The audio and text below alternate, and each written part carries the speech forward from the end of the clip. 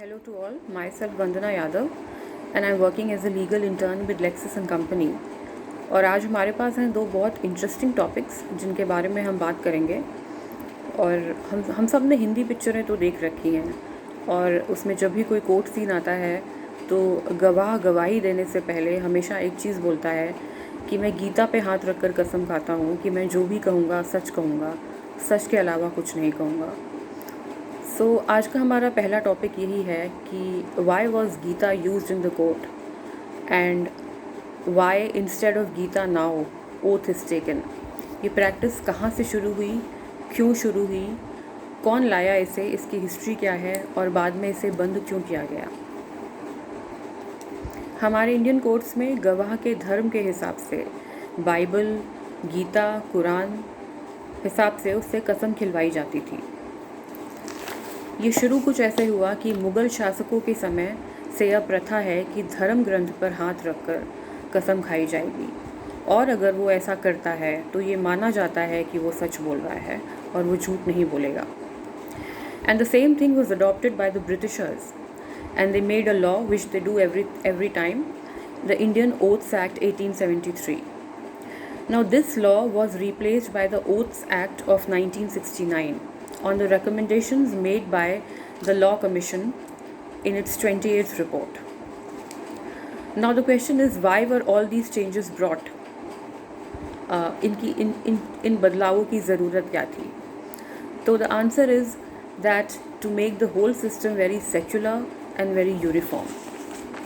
हमारे यहाँ दो तरीक़ों से गवाही दी जाती है, एक शपथ खाकर ऑन ओथ और एक शपथ पत्र पर बाय एन एफिडेविट।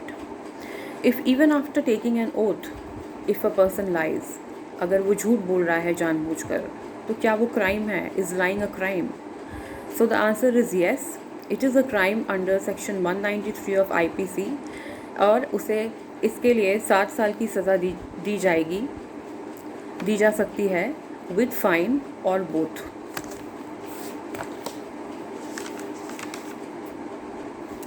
तो बेसिकली जो फिल्मों में दिखाया जाता है वो आजकल की प्रैक्टिस नहीं है, ये प्रैक्टिस बंद हो चुकी है और हम ओथ लेते हैं in the name of God and we say quote, I do swear in the name of God solemnly affirm that what I shall state shall be the truth, the whole truth and nothing but the truth, unquote।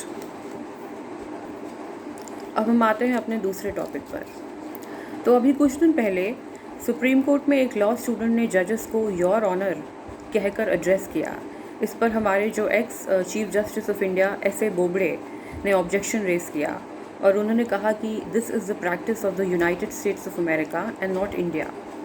The law student apologized and addressed the judges with the word your lords instead of your honor, but even this term did not satisfy the judges.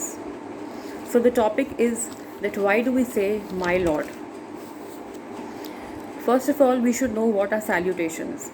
तो basically जब भी हम किसी से मिलते हैं, उसको greet करते हैं, उससे क्या कहकर हम एड्रेस करते हैं, like ma'am, sir, mister, Mrs, these are called salutations. So advocates act का section 49 BCI bar council of India को रूल्स बनाने की पावर देता है और उन कुछ रूल्स में से एक रूल है that what should be the professional conduct of an advocate.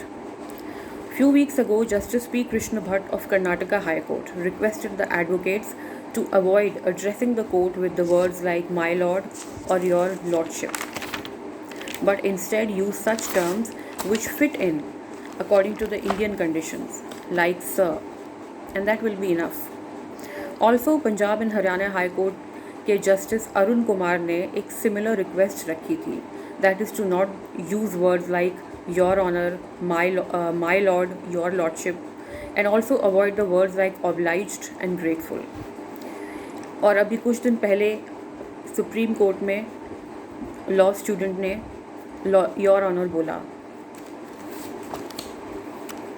So to end this confusion as to what should be addressed to the judges in a court, to end this confusion, Advocate Shiv Sagar Tiwari filed a PIL saying that these terms should be banned because it symbolizes slavery and it comes from colonial times and is contrary to the Indian culture and dignity. और independent India में ऐसे शब्दों की जगह नहीं है. Independent India does not have space for such terms. H.L. Dattu or S.A. Bobde dismissed this PIL and said that there is no hard and fast rule to say such words in the court and judges can be addressed with any respectable term. ऐसा कोई hard and fast rule नहीं बनाया गया है, ऐसा कोई compulsion नहीं है कि आप इस तरह के वर्ड्स यूज़ करें. You can use any word which is respectable.